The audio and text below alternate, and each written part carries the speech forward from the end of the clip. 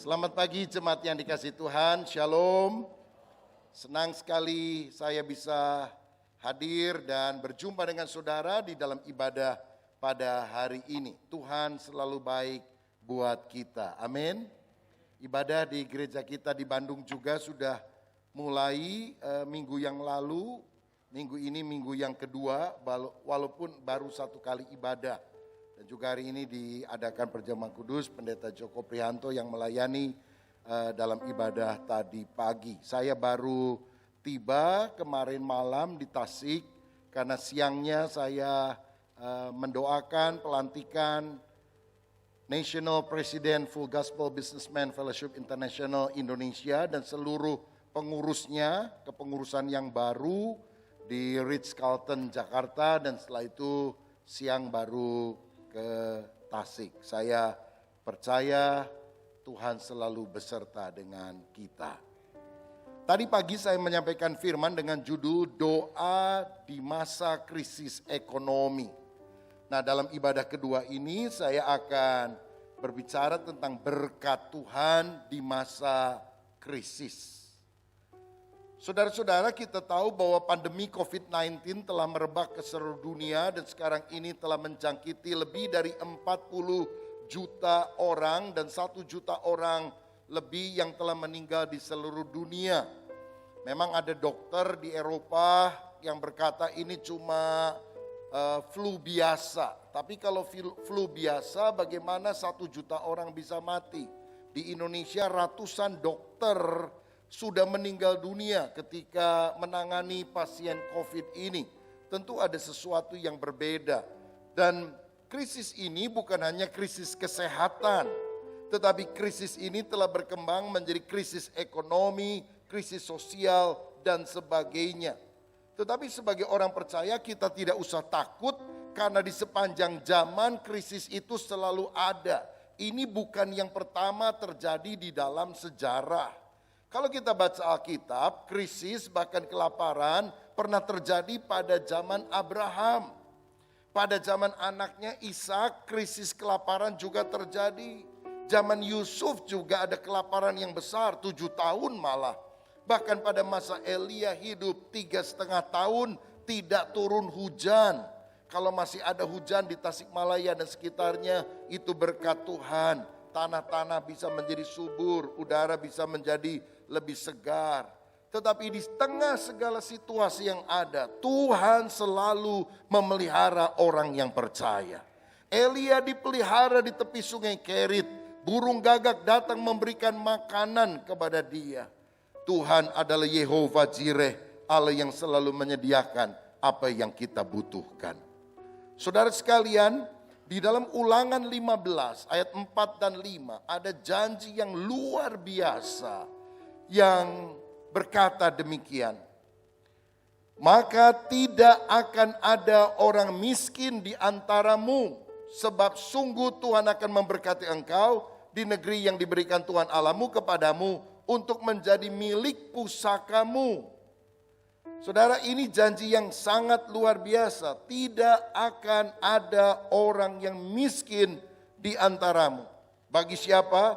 Bagi orang yang taat kepadanya. Ayat 5, asal saja engkau mendengarkan baik-baik suara Tuhan Allahmu dan melakukan dengan setia segenap perintah yang kusampaikan kepadamu pada hari ini. Saudara, janji Tuhan ini tampaknya enggak masuk akal. Tapi percayalah kalau Tuhan yang ngomong pasti dia akan menepati. Bagi orang yang taat tidak akan ada orang yang miskin di antaramu. Amin.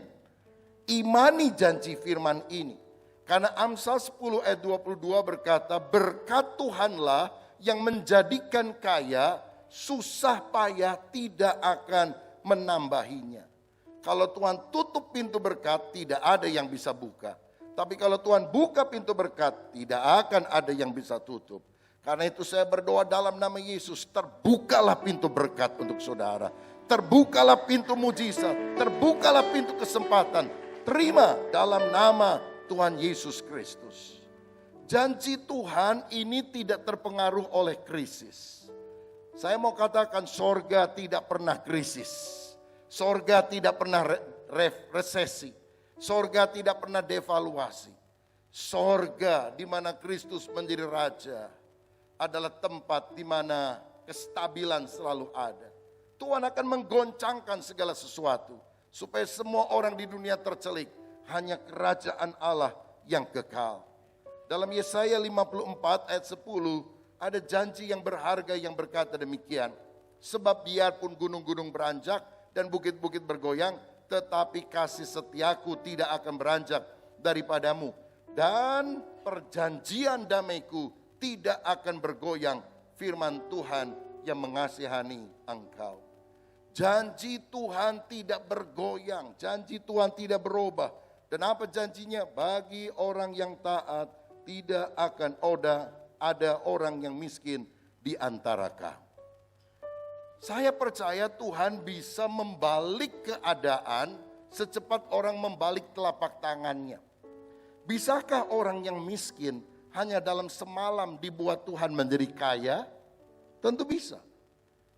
Kalau satu orang kan gampang. Tapi bisa enggak satu bangsa dalam satu malam dirubah dari miskin menjadi kaya? Bisa atau tidak? Atau mesti ada proses? Saya percaya Tuhan menyukai proses. Tapi dalam sejarah kita melihat ada satu bangsa yang sangat miskin, dalam semalam dirubah Tuhan menjadi kaya. Itulah bangsa Israel. Ketika mereka ada di Mesir 430 tahun dijajah oleh Mesir, mereka sangat miskin. Mereka pekerja rodi yang gak punya apa-apa. Tapi ketika tulah ke-10 anak sulung orang Mesir mati, Tuhan bilang pergi keluar dari negeri ini dan minta bekal dari orang-orang Mesir. Aku akan membuat mereka bermurah hati. Jadi mereka ketuk pintu dan berkata, Bapak, Ibu, punten, kita mau pergi ya meninggalkan negara ini. Bisa minta pesangon enggak? Minta sangu enggak? Itu orang Mesir bilang, anakku mati. Untuk apa harta benda ini? Nih kuncinya, ambil semua. Emas, perak, apa saja yang kamu inginkan. Dalam semalam orang Israel menjarah seluruh harta Mesir. Keluar dari Mesir, kaya raya luar biasa. Saya yakin kalau Tuhan berkehendak, dia akan membalik telapak tangannya. Jalan yang selama ini tertutup, orang yang selama ini kekurangan akan diberkati oleh Allah berlimpah-limpah. Berikan tepuk tangan yang meriah untuk Tuhan. Tapi saudara perhatikan ini baik-baik. Motivasi semuanya bukan untuk kekayaan diri. Sebab tujuan Tuhan memberkati kita adalah supaya misinya terlaksana di atas muka bumi. Kerajaan Allah itu makin berkembang. Orang Israel jadi kaya, keluar dari Mesir, membawa emas, perak dan segala harta benda yang luar biasa. Tapi buat apa itu emas? Karena di padang pasir kan gak ada mall, gak ada toko, gak bisa jualan. Buat apa itu emas? Tuhan ternyata memberikan perintah di padang pasir untuk mereka membuat kemah sembayang, tabernakel, yang kebanyakan perabotannya terbuat dari emas. Emasnya dari mana? Dari harta yang mereka dapatkan dari orang Mesir. Saya percaya Tuhan ingin memberkati kita bahkan pada masa krisis. Tapi tujuannya bukan supaya kita jadi serakah kaya raya. Tapi misi Tuhan, perluasan berita Injil akan disebarkan di seluruh dunia melalui kita. Orang yang percaya, yang menangkap visi Allah di dalam kehidupan kita. Siapa yang mengerti ini? Berikan tepuk tangan yang meriah untuk Tuhan kita. Nah sekarang saya ingin ajak saudara untuk melihat ada 3 kunci utama untuk kita bisa menerima berkat Tuhan. Yang pertama untuk menerima berkat Tuhan, kita harus bekerja. Alkitab berkata siapa yang tidak mau bekerja jangan dia makan. Nah kerjanya mesti seperti apa? Kerjanya mesti rajin. Bagi orang malas, Amsal 6 ayat 6 berkata, hai pemalas pergilah kepada semut dan jadilah bijaksana. Jangan kalah sama semut. Semut saja rajin apalagi kita. Ada pepatah yang berkata ora et labora, bahasa Latin. Artinya berdoa dan bekerja. Kita harus berdoa kepada Tuhan karena dia sumber berkat. Tapi kita harus memperoleh pekerjaan, memperoleh berkat melalui pekerjaan. Bukan caranya kita doa lalu Tuhan turunkan 10 kilo emas dari sorga. Tuhan memberikan berkat melalui pekerjaan. Agustinus, seorang tokoh gereja, pernah berkata begini, berdoalah seperti segala-galanya bergantung kepada Allah, tapi bekerjalah seperti segala-galanya bergantung kepada Anda. Setelah kita berdoa, kita percaya Tuhan memberikan kita kemampuan, maka kita harus bekerja. Sebab tanggung jawab harus kita lakukan, yaitu bekerja dengan rajin. Kita juga harus bekerja dengan tulus, dengan penuh integritas, jujur. Bukan tipu sana, tipu sini tentunya. Dan kalau kita bekerja dengan integritas, jujur, kita akan seperti Daniel, diangkat oleh Tuhan. Daniel 6 ayat 4 dan 5 berkata demikian. Maka Daniel ini melebihi para pejabat tinggi dan para wakil raja itu karena ia mempunyai roh yang luar biasa, spirit of excellence. Dan raja bermaksud menempatkannya atas seluruh kerajaannya. Ayat berikutnya. Kemudian para pejabat tinggi dan wakil raja itu mencari alasan dakwaan terhadap Daniel dalam hal pemerintahan. Tetapi mereka tidak mendapat alasan apapun atau sesuatu kesalahan. Sebab ia setia dan tidak ada didapati sesuatu kelalaian atau sesuatu kesalahan padanya. Kenapa Daniel diberkati Tuhan? Padahal dia budak loh saudara sekalian. Dia budak yang dibawa dari Israel ke Babel. Karena dia punya spirit of excellence, roh yang luar biasa. Apa itu roh yang luar biasa? Roh takut akan Tuhan. Kalau kita hidup takut akan Tuhan, hormat sama Tuhan, menyegani Tuhan, dimanapun juga Tuhan akan angkat kita.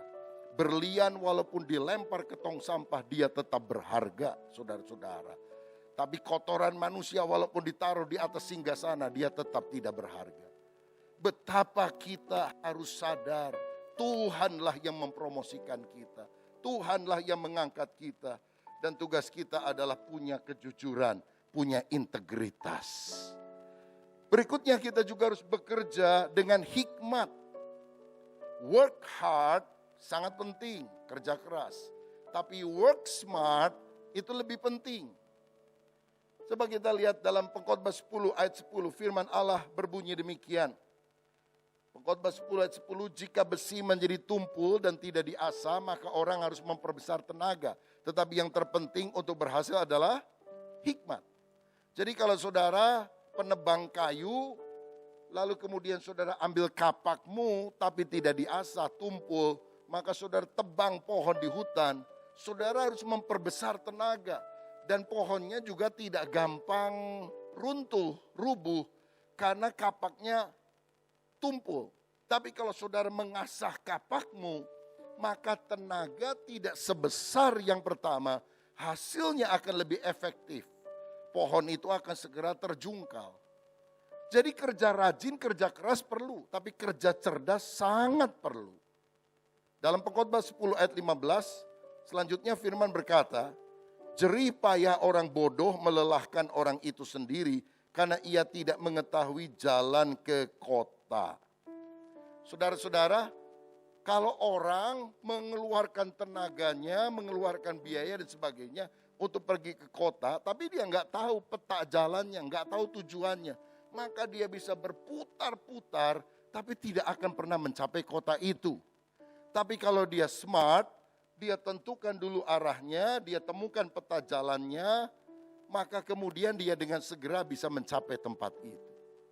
Hari-hari ini yang dibutuhkan adalah minta wisdom, hikmat dari Tuhan, supaya saudara bisa mengatasi semuanya. Ada seorang jemaat kita di Bandung punya hotel dan ketika pandemi ini terjadi, maka hotelnya sangat sepi karena orang tidak jalan-jalan, bepergian, nginep di hotel.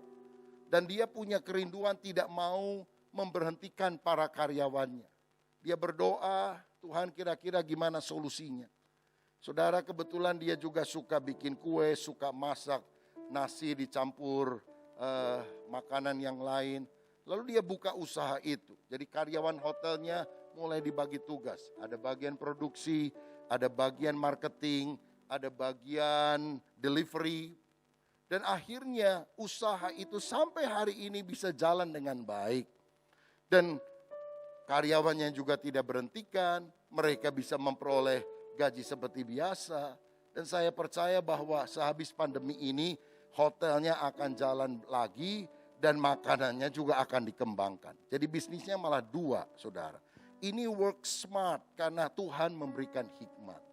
Saudara tahu pada masa ini SQ, Singapore Airlines, menggrounded begitu banyak pesawatnya karena nggak bisa pergi kemana-mana. Dan sebagai salah satu penerbangan terbaik dan yang terbanyak di dunia, maka mereka tidak bisa melakukan seperti yang dulu. Tetapi kemudian mereka minta berdoa, mungkin minta hikmat dari Tuhan, lalu ada ide Airbus 380, pesawat mereka yang paling besar, sekarang ini dijadikan restoran, saudara.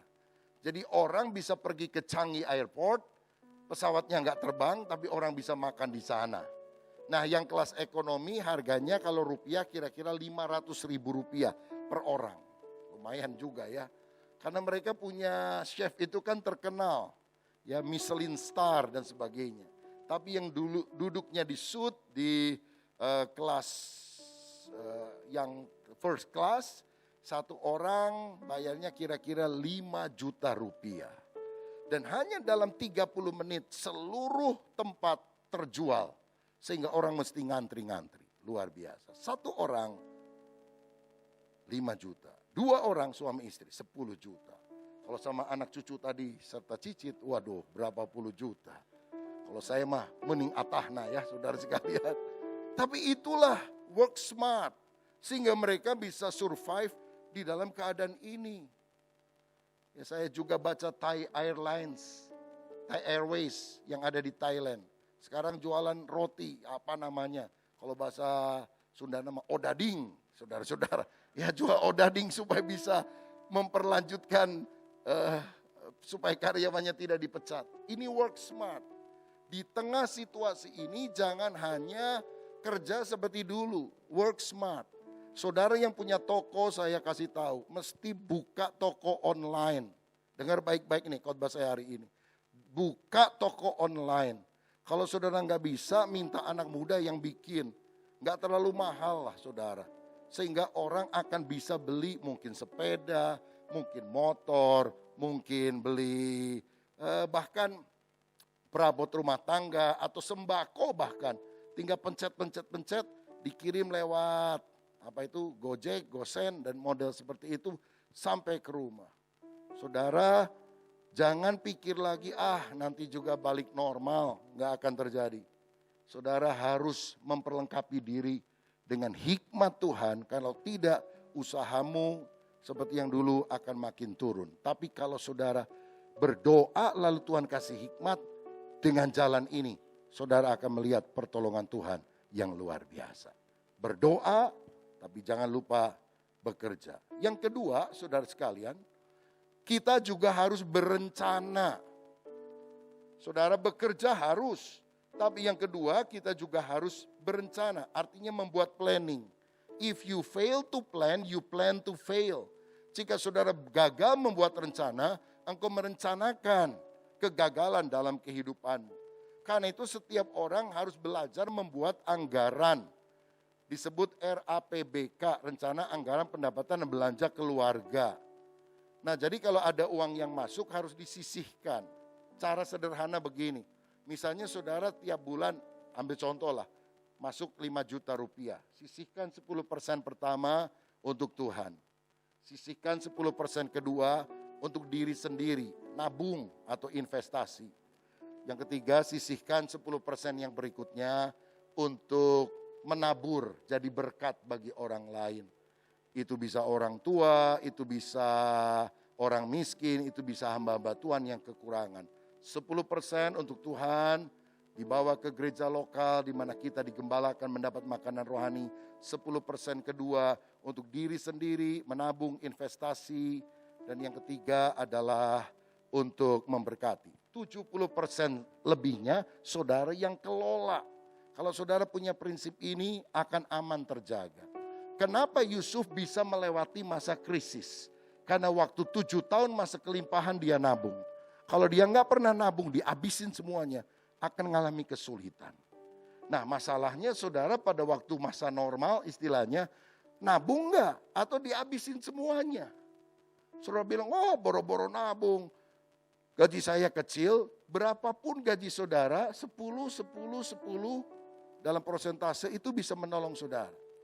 Dan para ahli keuangan biasanya berkata, miliki cadangan yang tidak boleh dipakai untuk apapun kecuali masa sulit. Minimal 3 bulan gaji. Ada yang bilang minimal 6 bulan gaji.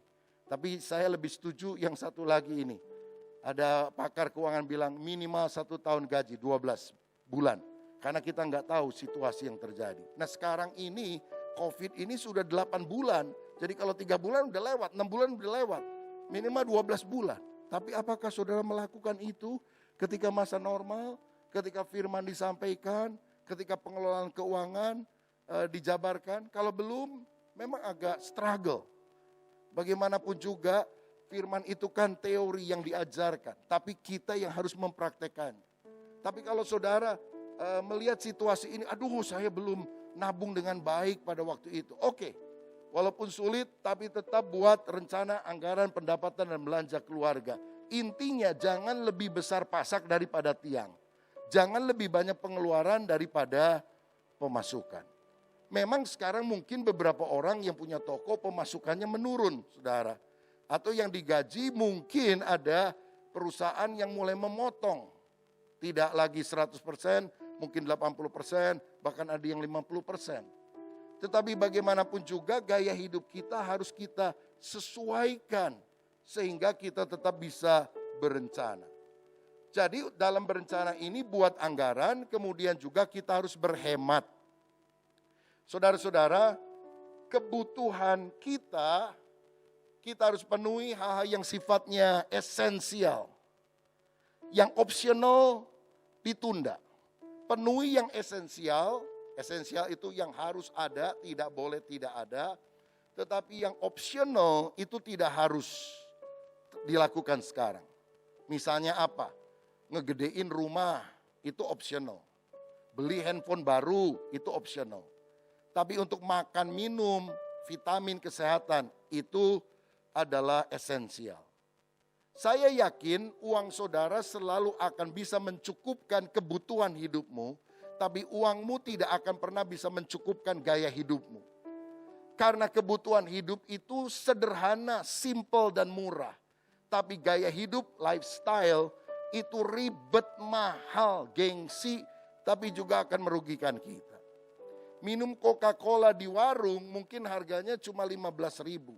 Tapi minum Coca-Cola yang sama di hotel berbintang 5 mungkin harganya bisa 100.000. Rasanya sama aja saudara, gengsinya yang beda. Sekarang mah gak usah gengsi-gengsi lah saudara sekalian ya. Sepatu gak usah bermerek, baju gak usah bermerek, tas gak usah bermerek. Dulu orang pakai tas Hermes, sekarang kremes aja gak ada yang peduli sama saudara ya. Apalagi sekarang Perancis ini produknya di boykot. Wah, jadi kalau ada yang punya tas Hermes, Louis Vuitton atau apa, ayo kita kumpulkan. Nanti kita bagi kepada yang kurang mampu. Saudara-saudara, jadi mari kita benahi lifestyle kita dengan cara berhemat. Nggak usah iri sama orang lain, panasan lihat orang lain. Hidup berkecukupan, berpada dengan apa yang ada. Hindari hutang. Roma 13 ayat 8 berkata, jangan engkau berhutang apapun kepada siapapun. Karena Amsal 22 ayat yang ke-7 berkata demikian. Amsal 22 ayat yang ke-7, orang kaya menguasai orang miskin, yang berhutang menjadi budak dari yang menghutanginya. Kalau saudara hutang, saudara kerja kayak budak, kerja rodi, untuk apa? Melunaskan hutang saudara. Jadi firman Tuhan itu sebetulnya kalau kita baca, memberikan hikmat yang sangat luar biasa. Cuma kadang-kadang kita malas tidak menggali firman, dan kalau tahu firman pun tidak melakukannya, sehingga kita menanggung akibatnya yang buruk. Tapi hari-hari ini ayo kita benahi hidup saudara. Kita benahi dengan berencana. Lalu kita harus mencukupkan diri dengan apa yang ada. Paulus berkata dalam Filipi pasal 4, aku tahu apa itu kelebihan, aku tahu apa itu kekurangan. Dalam segala hal aku telah belajar mencukupkan diri. Saudara harus berkata enough is enough, cukup adalah cukup. Mungkin beberapa pikir, aduh penghasilan saya kok merosot ya, menurun. Bisa, tapi uang transport saudara juga makin lama makin berkurang. Biaya-biaya yang lain juga menurun kan. Jadi kita bisa selalu melakukan adjustment, penyesuaian dengan belajar mencukupkan diri dalam segala keadaan.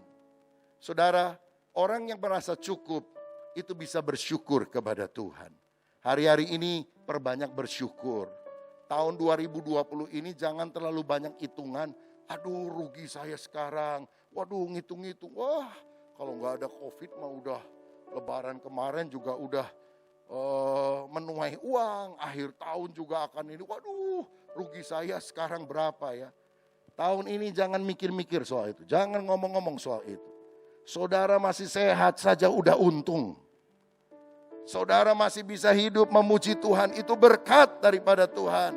Siapa yang setuju dengan saya? Berikan kemuliaan untuk Tuhan. Yang penting jaga kesehatan kita. Dan yang lain-lain kebutuhan itu menjadi sesuatu yang sekunder. Bisa hidup, bisa sehat, bisa makan, udah berkat. Tiap hari bersyukur, tak berkesudahan kasih setia Tuhan. Tak habis-habisnya rahmatnya, selalu baru setiap pagi, besar kesetiaanmu. Hari-hari ini kita harus lebih banyak mendekatkan diri kepada Tuhan. Sebab saudara sekalian, hidup dan mati kita itu sangat riskan. Ada orang yang sehat dan sebagainya, kena COVID meninggal saudara. Aduh, tidak ada yang duga. Siapa yang berkata, saya masih muda, gak mungkin kena, saya pasti sembuh. Saya lihat juga ada orang meninggal. Tapi yang tua dipelihara oleh Tuhan juga ada. Saya percaya semua kedaulatan Tuhan, perlindungan Tuhan, anugerah Tuhan. Biar kita selalu menjaga diri supaya perlindungan Tuhan yang maha kuasa yang kita kenal dalam Yesus ada dalam hidup kita. Jadi pertama bekerja, kedua berencana, yang terakhir kita harus berbagi. Menjadi saluran berkat bagi orang lain. Lukas 6 ayat 38 berkata, berilah dan kamu akan diberi, suatu takaran yang baik, yang dipadatkan, yang digoncang, dan yang tumpah keluar akan dicurahkan ke dalam ribaanmu, sebab ukuran yang kamu pakai untuk mengukur akan diukurkan kepadamu. Bagaimana supaya kita mengalami berkat Tuhan pada masa krisis? Bekerja, berencana, dan berbagi. Jadi saluran berkat. Wah saya lagi krisis, masa mesti bagi berkat sama orang lain. Ini prinsip kerajaan sorga yang tidak akan bergoncang. Siapa yang ingin menuai, dia harus menabur. Kalau kita tidak mau menabur, kita tidak akan menuai. Amsal 11 ayat 24-25. Ada yang menyebar harta tapi bertambah kaya. Ada yang menghemat secara luar biasa namun selalu berkekurangan. Siapa banyak memberi berkat diberi kelimpahan, siapa memberi minum ia sendiri akan diberi minum. Ada orang hemat juga nggak tambah kaya. Ada orang tetap menabur pada masa sulit justru diberkati oleh Tuhan. Pikiran dunia sama pikirannya Tuhan itu beda. Ahli ekonomi dunia pasti mengajarkan hemat pangkal kaya. Tapi Alkitab mengajarkan menabur itu membuat kita menjadi kaya. Kenapa? Amsal 19 ayat 17 berkata begini. Ini ayat luar biasa. Siapa menaruh belas kasihan kepada orang yang lemah, memiutangi Tuhan yang akan membalas perbuatannya itu. Saudara, kalau kita memberi berkat kepada orang yang lebih kekurangan daripada kita, Alkitab bilang kita ini memiutangi Tuhan. Artinya kita meminjamkan berkat itu kepada Tuhan. Seakan-akan Tuhan itu berhutang sama kita. Tentu ini memakai gaya bahasa simbolis ya. Tapi bayangkan, apa pernah Tuhan itu utang sama kita? Nggak pernah kan? Tapi Tuhan bilang, kalau engkau membantu orang miskin, aku seakan-akan berhutang kepadamu. Dan aku akan membayarnya. Dan kalau Tuhan bayar, nggak sama saudara, pasti jauh lebih besar. Kita kasih berkat dengan sendok kecil, Tuhan balas dengan sekop raksasa. Dan berkat Tuhan segera Tuhan akan berikan kepada kita yang percaya kepada Dia. Karena itu mari kita belajar memiutangi Tuhan dalam situasi ini. Saudara sekalian, ketika Presiden Joko Widodo minggu ketiga bulan Maret mengumumkan belajar di rumah, kerja di rumah, ibadah di rumah, maka hari Rabu saya membuat statement sebagai Ketua Umum Sinode GBI supaya gereja-gereja mengikuti saran pemerintah untuk segera melakukan ibadah offline, ibadah online di rumah masing-masing maksud saya. Saudara sekalian, ya memang pada awalnya enggak semua setuju, tapi akhirnya itu adalah jalan yang kita yakin lebih baik daripada kita lebih banyak orang yang kena pandemi, saudara sekalian. Nah, kemudian saya ditanya oleh banyak orang, terutama dari pengurus, program kita gimana nih? Kan gak bisa jalan nih, gak bisa bepergian. Saya bilang programnya semua diganti, disesuaikan. Seorang tanya, jadi yang paling utama apa Pak Rubin? Saya bilang, ini waktunya kita menolong orang lain. Kita udah gak pikir program yang lain, menolong orang-orang lain. Saya juga berdoa, saudara. Tuhan, saya ini jadi ketua umum sinode, baru berapa bulan, kena COVID gini. Ini kenapa ya? Apa gak salah saya ini? Tapi saya akhirnya dapat hikmat Tuhan begini, justru Tuhan selalu memilih orang yang tepat di situasi yang tepat untuk menyelesaikan pekerjaan. Jadi saya bilang oke, kalau itu tugas saya telepon beberapa hamba Tuhan, kita buka dompet peduli ya. Lalu kita cari data, kira-kira pendeta GBI itu kan banyak di kota tapi lebih banyak yang di desa. Kalau gerejanya tutup, gak ada persembahan dan sebagainya, makan aja susah saudara sekalian. Lalu ada kira-kira 1.600 atau lebih, hampir 2.000, tapi kemudian kita bisa kurangi dari waktu ke waktu, sampai kira-kira antara 1.600. Nah saya bilang kita bantu 500.000 minimal, kalau bisa 1 juta per bulan. Kalau hampir 2.000 kali 1 juta, 2 miliar sebulan. Kalau setengahnya ya 1 miliar lah. Cari uang 1 miliar dalam situasi ini, gak mudah saudara sekalian.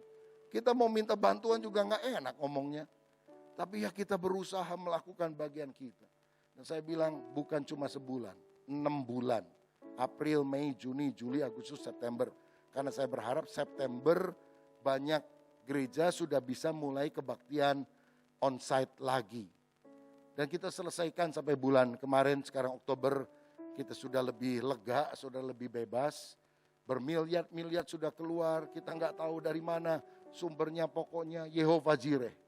Dan banyak hamba-hamba Tuhan waktu terima itu sampai nangis karena mereka nggak pernah kepikir bahwa dari pusat, dari sinode akan kasih uang dari bulan ke bulan di tengah masa ini. Saya hanya ingat firman Tuhan yang berkata, orang yang memberi secangkir air sejuk kepada seorang utusanku tidak akan kehilangan pahalanya. Dan saya percaya menabur adalah sesuatu yang Tuhan ajarkan dalam hidup kita. Dalam situasi ini jangan makin pelit.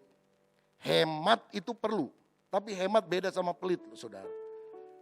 Hemat adalah supaya kita bisa merencanakan yang terbaik bagi diri kita. Tapi kita harus tetap menabur. Ingat rumus ini penting.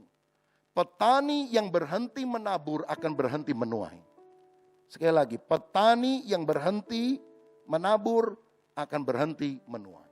Jadi di waktu sulit kita belajar terus untuk menabur. Seperti halnya Ishak di dalam Kejadian 26 ayat 12 dan 13. Dia ini kan seorang peladang, saudara. Dikatakan menaburlah Ishak di tanah itu dan dalam tahun itu juga ia mendapat hasil 100 kali lipat sebab ia diberkati Tuhan. Ayat dan orang itu menjadi kaya bahkan kian lama kian kaya sehingga dia menjadi sangat kaya. Kalau Tuhan membuka pintu berkat, tidak ada yang bisa tutup. Ketika dia nabur, dia menuai. Menuai untuk berapa? 100 kali lipat. Bukan 100%. Kalau 100% cuma 2 kali lipat. 100 kali lipat itu berarti 10.000%. Wow, dahsyat. Kalau orang disertai Tuhan, selalu ada berkat yang tidak terduga. Kalau saudara ingin menuai sesuatu yang besar jumlahnya, 2 Korintus 9 ayat 6 dengan jelas berkata demikian. Camkanlah ini, orang yang menabur sedikit akan menuai sedikit juga. Dan orang yang menabur banyak akan menuai banyak juga. Saudara, mari kita belajar menabur. Tuhan akan berkata, pada waktu aku lapar kamu beri aku makan. Waktu aku telanjang kamu beri aku pakaian. Kapan Tuhan kami lihat Tuhan lapar telanjang? Apa yang kamu lakukan kepada saudaraku yang paling hina, engkau telah melakukan bagiku. Jadi waktu awal bulan Maret itu Presiden mengumumkan, saya mengerahkan seluruh GBI di seluruh Indonesia bahkan di luar negeri. Kita harus membuka lumbung seperti Yusuf. Kirim APD kepada begitu banyak rumah sakit di seluruh Indonesia. Dan bukan dari sinode, kita juga tiap bulan waktu itu mensupport badan pekerja daerah di seluruh Indonesia supaya menjadi trigger untuk mereka ada uang pertama, memberikan APD, alat pelindung diri, memberikan masker dan sebagainya kepada seluruh orang-orang di 34 provinsi yang ada di Indonesia. Dan kita juga memberikan bantuan sosial berupa sembako, makanan dan sebagainya. Sehingga semua GBI khususnya digerakkan untuk menjadi berkat bagi sesama. Saudara, kemudian itu diliput di TV daerah, di koran daerah, diliput juga di sosial media, online, di mana-mana. Dan orang mulai berkata, wah gereja sekarang bukan cuma ada di 4 kotak temboknya, tapi memberkati. Kita buat survei dari pusat riset Bethel dan ternyata 92% gereja lokal GBI yang ada di seluruh Indonesia bahkan di luar negeri memberikan bantuan sosial baik secara internal maupun eksternal kepada orang lain. Luar biasa, kita orang yang dikenal lagi sulit kita tetap menabur karena ada prinsip firman yang kita percaya. Nah, bagian terakhir, Maleakhi 3 ayat 8-10 menjelaskan bahwa ada 2 jenis persembahan. Pertama adalah persepuluhan yang adalah milik Tuhan yang kita bawa ke rumah Tuhan. Yang kedua adalah persembahan khusus. Saudara-saudara, persembahan khusus ini bisa berupa kolekte, persembahan misi, persembahan syukur, persembahan diakonia dan yang lain-lain. Ada orang tanya, Pak, dalam situasi ini mesti bayar perpuluhan enggak? Kalau saya bilang, ya, saya bayar perpuluhan. Ya, kalau penghasilan saya kurang gimana? Ya, perpuluhannya kan lebih kecil. Ya, kalau penghasilannya lebih besar, lebih besar. Penghasilannya lebih kecil, ya lebih kecil. Wah, saya penghasilan 5 juta ini digaji. Tapi bulan lalu saya diberhentikan dari pekerjaan. Belum punya penghasilan baru, mesti bayar perpuluhan enggak? Enggak usah, saya bilang.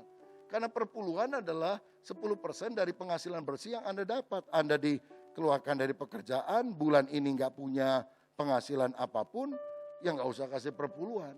Tapi kalau keuanganmu bertambah, ikuti saja 10%-nya. Kalau turun, ikuti saja. Bagian kita taat, bagian Tuhan memberi berkat. Nah, kalau saya khotbah begini, saudara, di sosial media itu suka banyak serangan. Saya nggak peduli karena saya percaya ini Alkitab yang ajarkan. Dan saya mempraktekannya dari usia 9 tahun sampai hari ini. Dan Tuhan menjanjikan tingkap langit terbuka. Asal motivasi kita mencintai Tuhan, taat kepada Tuhan. Oh, zaman ini zaman post-truth, saudara sekalian. Zaman post-truth itu artinya orang nggak percaya lagi berita yang benar, tapi mencari dongeng-dongeng untuk memuaskan telinganya. Tapi orang yang berpegang pada kebenaran tetap akan diberkati Tuhan. Ini doa saya bagi jemaat GBI Tasikmalaya. Saudara, ketika kita siap taat kepada kebenaran firman Tuhan, belajar menabur, persepuluhan, persembahan khusus, jadi berkat bagi orang lain, karena kita cinta Tuhan, karena kita tulus, bukan memberi supaya mancing Tuhan memberkati kita. Karena kita sudah diberkati lebih dulu. Berkat yang terbesar adalah keselamatan yang kita terima di dalam Yesus. Sudah waktunya kita menjadi saluran berkat bagi orang-orang lain yang membutuhkan. Tuhan Yesus memberkati. Mari kita bangkit berdiri bersama-sama.